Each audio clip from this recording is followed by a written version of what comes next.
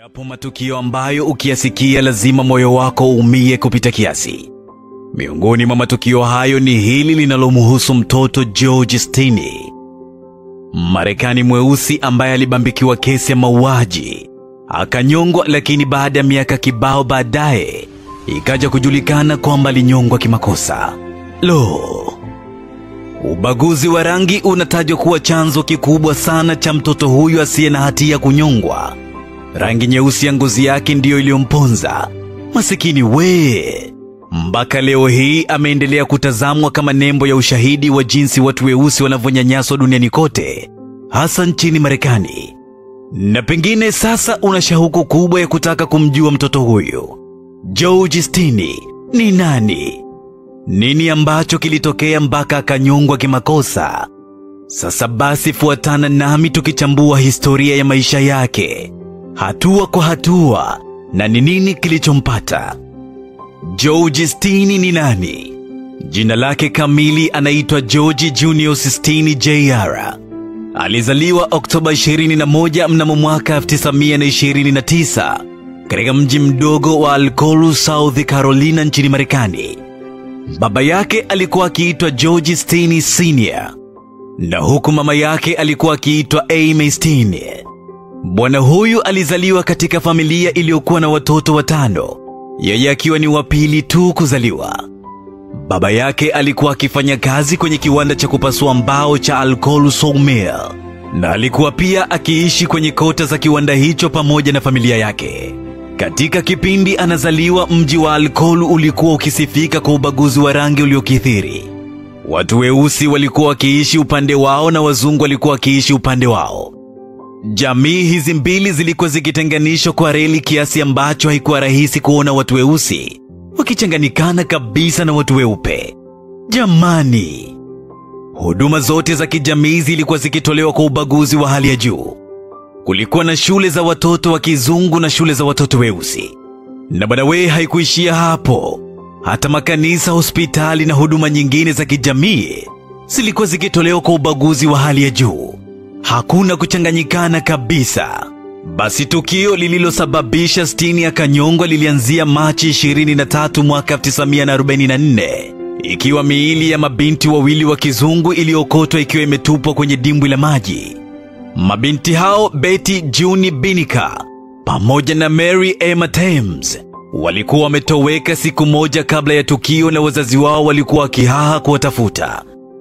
Zoezi la kuwatafuta likiwa linaendelea, ndipo miili yao ilipookotwa upande wa makazi ya watu weusi, wote wakiwa wamefariki dunia. Basi uchunguzi wa awali ulionyesha kwamba wote wawili walikuwa wamepoteza maisha baada ya kushambuliwa na kitu kizito kilichosababisha mafuvu yao yavunjike ndani kwa ndani, ambacho pia inasadikika kwamba kilikuwa ni kipande cha chuma. Taarifa hizo zilisababisha uchunguzi wa kina kuhusu tukio hilo uanze kufanyika haraka iwezekanavyo. Basi baadaye ilikuja kubainika kwamba wasichana hao wadogo walionekana siku moja iliyopita wakiwa wanaendesha baisikeli kwa mujibu wa mashuhuda. Tena walikuwa wakitafuta maua. Ni hapo ndipo ilipokuja kubainika kwamba muda mfupi kabla ya wasichana hao hawajatoweka, walionekana wakiwa wanazungumza na mtoto mwingine aliyekuwa anafahamika kwa jina la George Steini. Basi ikaje kubainika kwamba walikuwa wakitafuta maua yaitwayo maypops, ambayo pia yalikuwa kivutio cha watoto wengi kwa wakati huo. Baada ya polisi kupata taarifa hizo, walienda mpaka kwenye nyumba ya familia ya Steini, na katika mahojiano ilibainika kwamba ni kweli George Steini na kaka yake John Steini walikutana na wasichana hao na kuwaelekeza mahali maua hayo yanapopatikana. Ni hapo ndipo George pamoja na kaka yake John Steini walipokamatwa kwa mahojiano zaidi, na baadaye John akaachiwa, lakini George akaendelea kushikiliwa akiwa yeye ndiye mshukiwa namba 1 wa mauaji. Na baadaye polisi wakaja kutoa ripoti kwamba katika mahojiano yao na George alikiri kufanya mauaji hayo na akaenda kuwaonesha chuma alichokitumia kutekeleza ukatili huo. Inaelezwa kwamba George aliendelea kushikiliwa na polisi na hakuruhusiwa kuonana na wazazi wake au ndugu zake kwa kipindi chote hicho. Ni jambo ambalo lilikuwa kinyume cha sheria, hasa ukizingatia umri wa mtuhumiwa huyo. Askari aliyemkamata mtoto huyo alikuwa ni H.S. Newman kutoka katika kituo cha polisi cha Clarendon Court. Katika maelezo yaliyoandikwa na askari huyo, alieleza kwamba yeye ndiye aliyemkamata, na baada ya mahojiano alikiri kuhusika na mauaji hayo na akaenda kuonesha kipande cha nondo alichokitumia. Kilikuwa na urefu wa inchi 15. Katika maelezo yaliyokuja kutolewa na mtoto George, alieleza kwamba baada ya kukamatwa alinyimwa chakula kwa muda mrefu, kisha askari huyo alimlaghai kwa kumtaka akiri kuhusika na mauaji hayo ili tu aweze kupewa chakula, jambo ambalo alilikubali. Ushahidi wa askari huyo ulipewa nguvu na ushahidi mwingine uliotolewa na mwalimu wa Stine. Mwalimu huyo alieleza mahakamani kwamba Stine alikuwa na kawaida ya kupigana na wanafunzi wenzake, na kuna siku alimkwangua na kisu msichana aliyekuwa akipigana naye.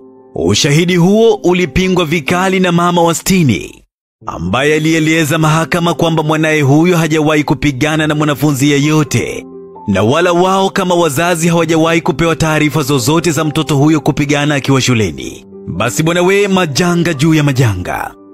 Wakati uchunguzi wa kesi hiyo ukiendelea, ushahidi wenye utata ukizidi kutolewa, baba yake Stine alifukuzwa kazi, akatakiwa kuhama haraka kwenye nyumba aliyokuwa akiishi na familia yake.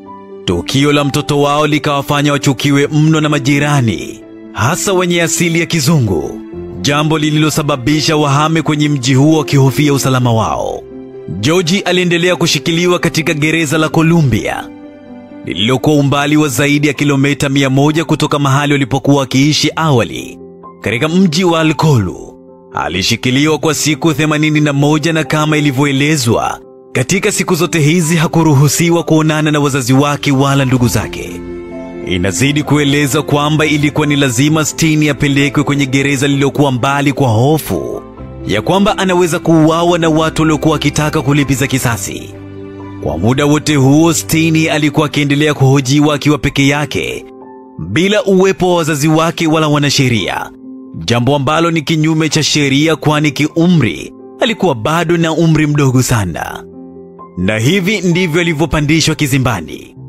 Baada ya siku 81 za kuwekwa kizuizini na kuhojiwa, hatimaye alipandishwa kizimbani, na siku hiyo hiyo hukumu ikatoka. Jopo la majaji waliosikiliza kesi hiyo wote walikuwa ni wazungu, kwa sababu kwa kipindi hicho watu weusi hawakuwa wakiruhusiwa kisheria kushiriki kwenye shughuli zozote za kimahakama. Hata kupiga kura pia hawakuruhusiwa. Mashahidi 6 wa upande wa mashtaka waliitwa kutoa ushahidi, wakiwemo pia askari 3 waliokuwa wakiichunguza kesi hiyo tangu awali.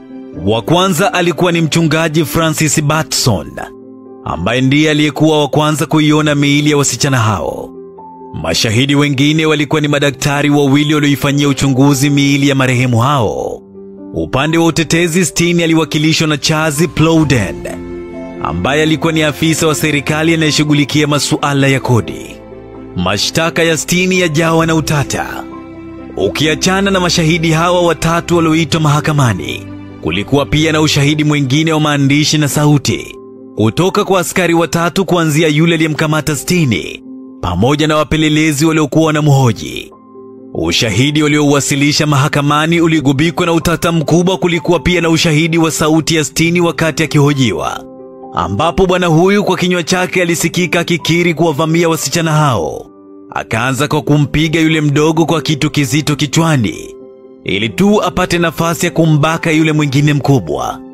Ushahidi huo ukazidi kuweka wazi kwamba baada ya kumbaka yule mkubwa, Stine alimpiga na kitu kizito na kumuua. Kisha akarudi kwenye mwili wa yule msichana mdogo, akamwingilia kimwili akiwa tayari amekwisha fariki dunia. Sauti ya Stine ikazidi kusikika ya kwamba baada ya kumaliza kuingilia maiti hiyo, Stine alirudi kwa mara nyingine tena kutaka kuingilia maiti ya yule binti mkubwa, lakini tayari mwili ulikwisha poa. Hivyo akashindwa kutimiza lengo lake, akaitelekeza miili hiyo na kukimbia. Hata hivyo, ushahidi huu ulikuwa ukikinzana na ushahidi wa madaktari waliokuwa wakiifanyia uchunguzi miili ya marehemu hao, ambao walieleza kwamba ukiachana na majeraha ya kichwani walioyapata, hakuna msichana yeyote aliyekuwa ameingiliwa kimwili.